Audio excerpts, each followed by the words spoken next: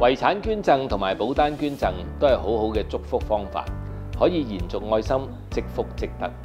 無論你處於人生邊個階段，都可以為後人以及社會預先送上呢份祝福。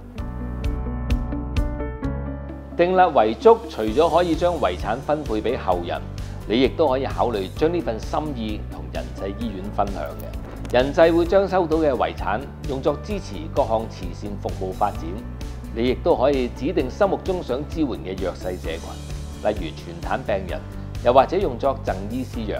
只要喺訂立遺囑之後，將你嘅意願通知仁濟，咁就可以㗎啦。喜蓮姐就係其中一位決定將遺產捐贈俾仁濟醫院嘅善長。其實講起上嚟咧，我同仁濟醫院都有啲淵源嘅。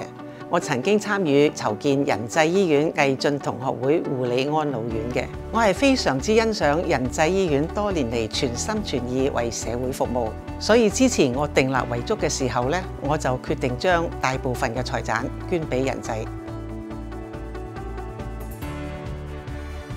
我希望我呢份心意能夠感染到更多支持仁濟嘅朋友，讓社會變得更加美好。除咗捐遺產，原來好多人都唔知道人壽保單一樣可以用嚟捐俾仁濟嘅。做法好簡單，只要喺保單入邊將仁濟醫院列為受益人，再俾保險公司批核，咁就完成㗎啦。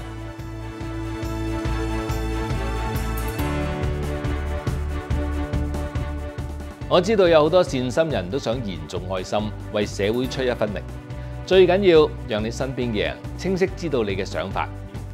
請支持仁濟醫院遺產捐贈及保單捐贈計劃。